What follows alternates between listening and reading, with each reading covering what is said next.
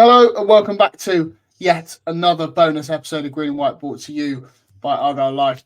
I've finally managed to track down a Leeds fan who's actually seen Darko Gyabi play, and luckily for us, we then went and signed Adam Forshaw. So this made life a lot easier for me anyway. I'm delighted to be joined by Leeds fan and performance, I can't say that word, analysis. I can't say it. It's something. It's a tough one, yeah. I can't. Yeah, that one.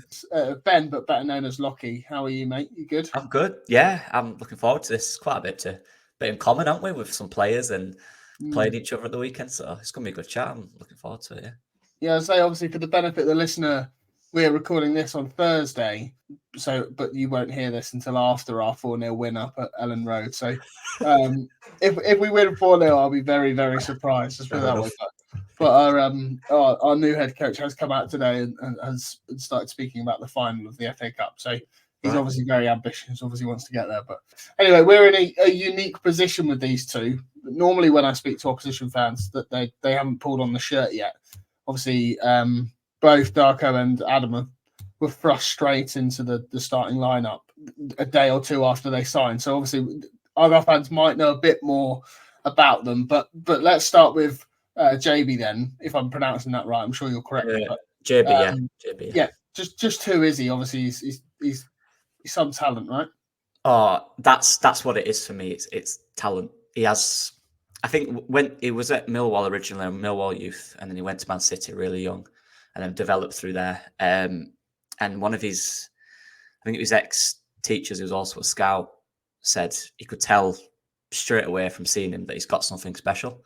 And someone at City, when he was about 15, 16, mentioned that, the similarities to Yaya Toure in the sense that he has everything there as a talent, as a potential. It's about expressing himself and having that confidence to, allow all of his attributes to flourish. Because as a player, and I'd watch him week in, because in the Premier League in the final season, it weren't great fun. So I used to watch 21s because they were quite good.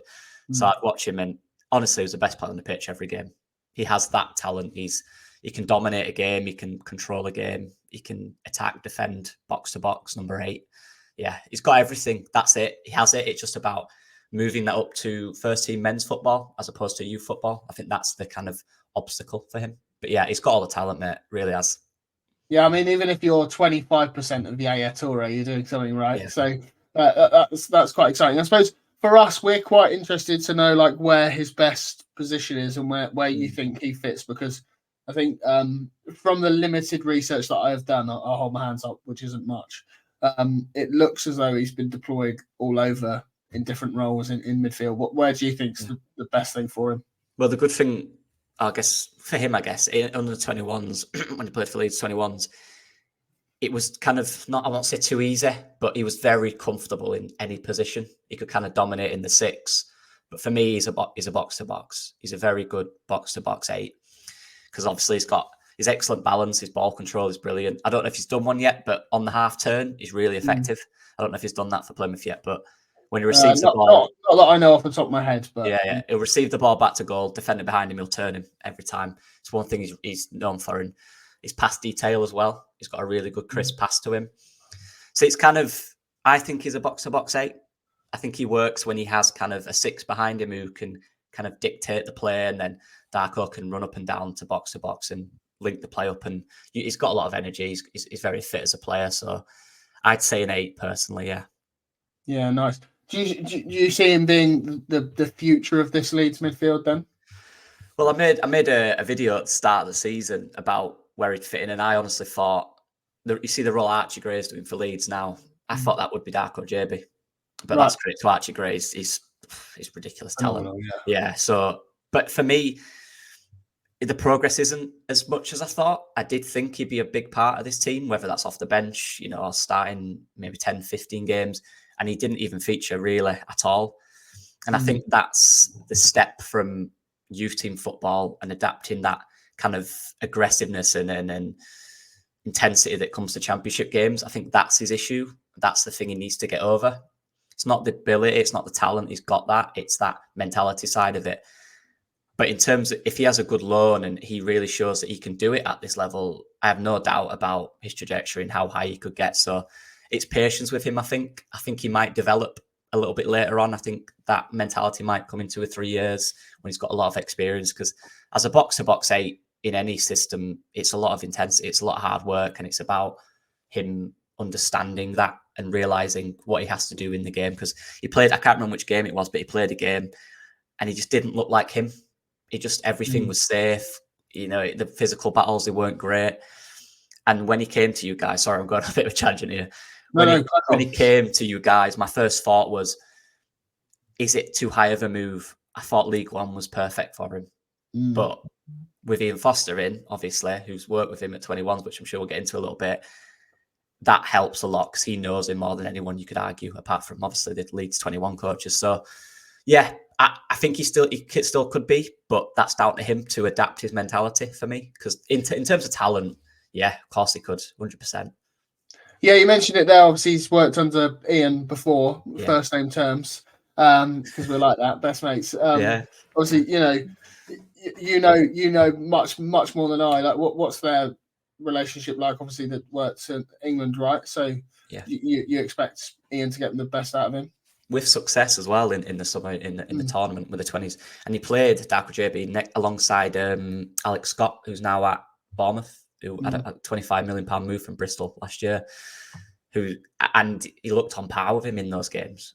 You know, the guy who's playing, he's injured currently, but playing in the Premier League, got that Premier League move, who's been tearing the Championship up for 2 seasons now, and he looked as good as him in that under-21 setup. So that's you're looking at that thinking, if he can just replicate and adapt his kind of aggressiveness in games and his impact in games, there's a top talent there. But yeah, they have a close relationship because he trusted him and he played him a lot. And I can't remember what he said, but he mentioned in the press conference, he's always positive about him. And that's a key for me. His temperament and his attitude is 100% since he's been 15, 16. Everyone always said, his PE teacher used to say, we used to have a little pitch in their school, and he used to have to make him leave because he just wanted to shoot and practice.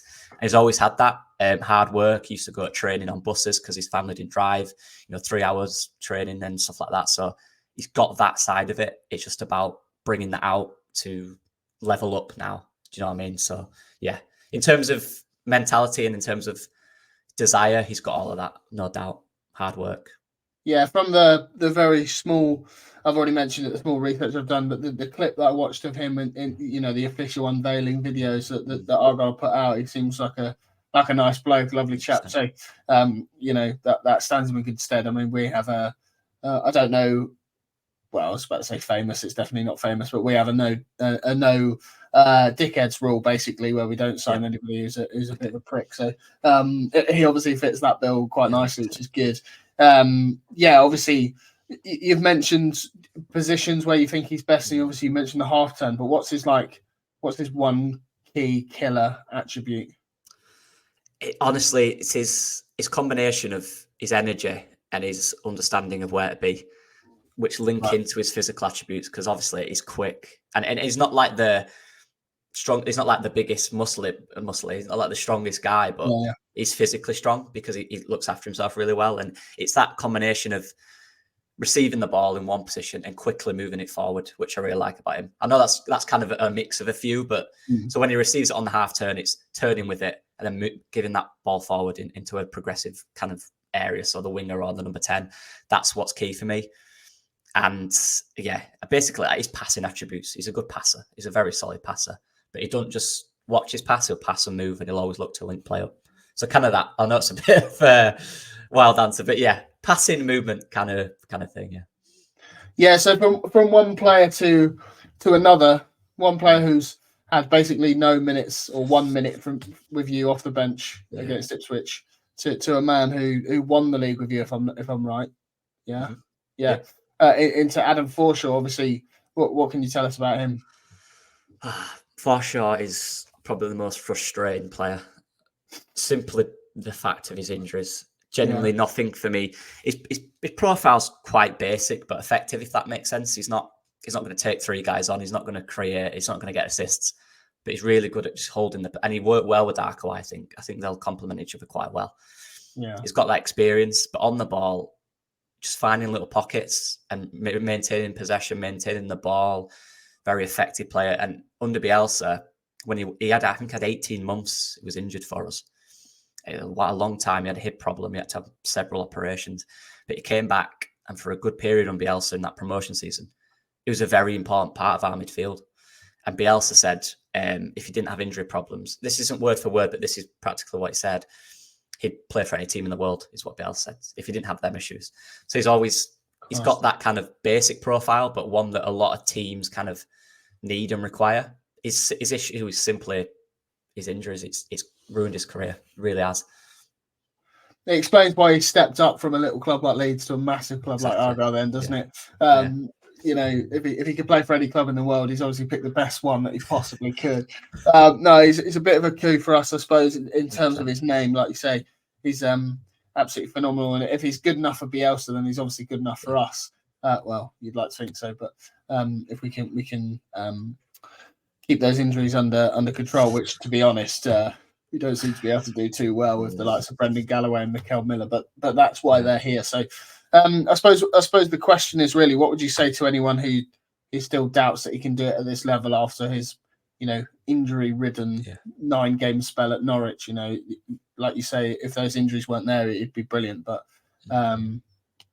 yeah, I still think he can. I think he's that type of player. I think with these injuries, it affects in terms of pace and kind of that explosiveness, but he's not that type of player, so he doesn't need that. He sits between the defenders, he links play up deep, so he doesn't need physical attributes. So injuries won't affect that. And last year he played a bit for us in the Prem. Look, we were terrible. We were rubbish and he weren't great, but he didn't look terrible. He wasn't the worst player on the pitch. It's just we needed more in that position in the Premier League, obviously. It's a terrible situation. But so he still played last year when he was fit. But of course he's still got it. I have no doubt. His ability is good. I've always liked him. Bielsa loved him. We love Bielsa and Leeds. If Bielsa liked a player, we can't really argue with it. So it's genuinely, if you can get a 10-game run without him getting injured, that's a massive success, and it'll help you a lot. Not only just that I don't know how you play under Ian Foster. I think he's changed since his England days potentially. I'm not sure, but yeah, I mean, I'm not the person to talk about if England set up, to be honest. But he's tweaked it from. We can already see big tweaks from what Schumacher did with us, but no huge changes in terms of formation, but the tactical tweaks there, for sure. Yeah. So like his experience as well. Like he's been around. He's been in the Premier League for I think 3 or 4 years of his career. He's maybe more, I can't remember honestly, but he was there with Middlesbrough, I believe, before us. But he's got winning experience, power winning teams. He'll really help Darko Gyabi and other young players you've got as well. I know you signed Devine from Tottenham on loan, which is another class player, by the way. I think that's a good signing for you guys, really. He'll help them. He has that experience. So even if he's not available, he's in the changing room. His experience is vital, and players will listen to him, and he's got influence. He's also, I believe, very advanced in his coaching, I believe. So he's got that kind of coaching side to him, and Bielsa loved him. He's a smart player. He's one of the leaders when Leeds went up. He really was. And for me, even if he doesn't play, and I don't know how short you are in that position, but if you're relying on him to play, I wouldn't. But ability, and experience, 100%. Yeah, I mean, our last 3 signings have been centre midfielders in Darko, Devine, and Forshaw.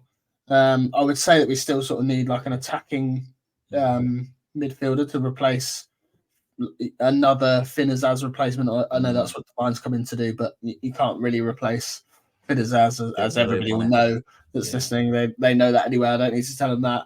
That's But I think in terms of centre mid now, we've actually got maybe one too many, and Matt Butcher most probably will be on his way out. So I think we'll be all right there in terms of cover, because we've got Jordan Houghton and oh God, I've forgotten his name. Adam Randall. I don't know how I've forgotten that.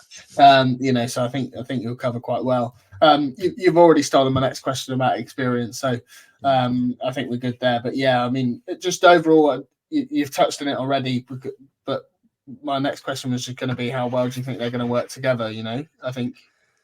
Yeah, well, it's tough because I don't think they ever played together for Leeds. I don't think.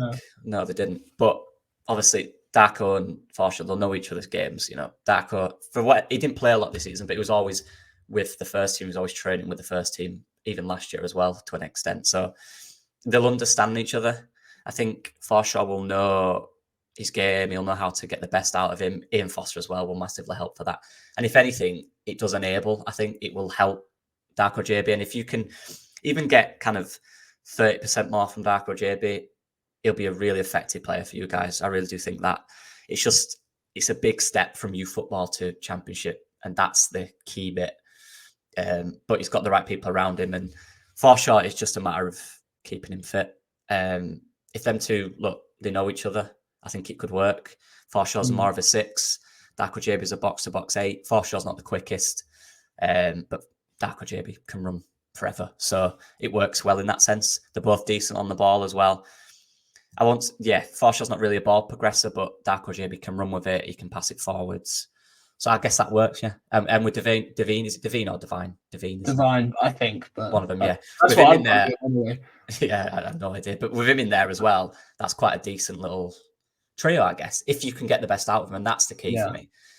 If you can get just a little bit out of Darko, it'll be really effective for you guys. And if Forshaw can stay fit and get a few games together and bring his sharpness back, it'll be really effective.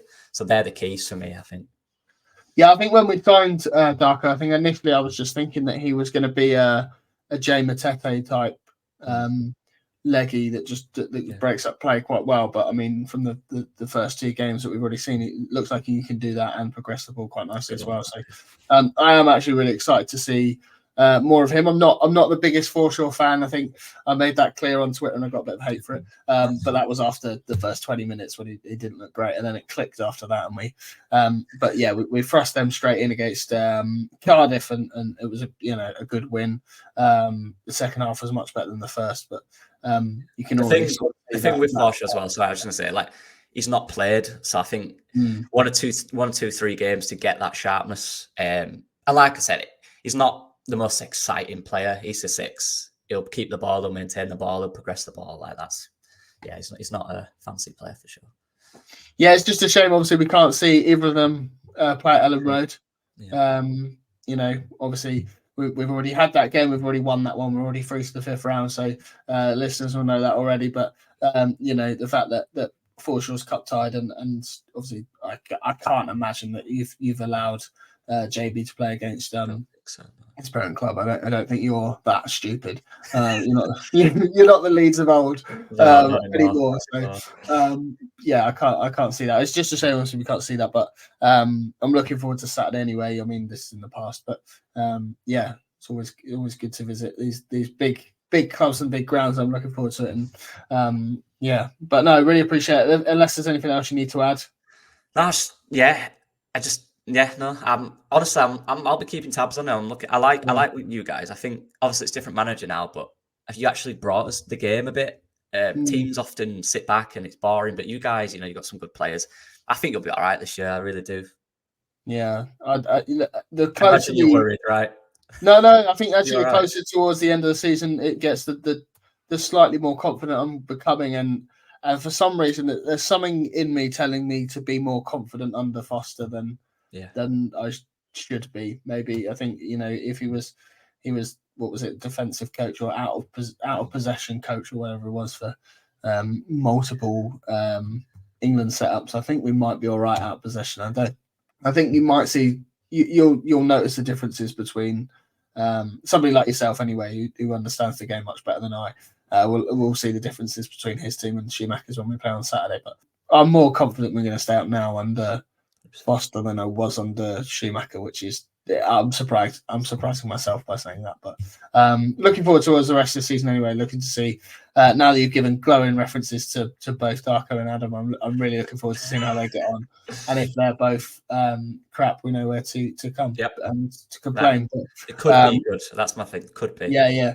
It's actually really interesting. A lot of people that we speak to are give incredibly glowing references, and then halfway through the season, you're like, yeah, I mean they're not that great, but there's something telling me that these two are going to be really good. So appreciate that. Just jumping on, I'll leave a link to your YouTube channel and stuff in the description below. And you do, I don't know if you're doing any post Argyle content. Are you planning on it?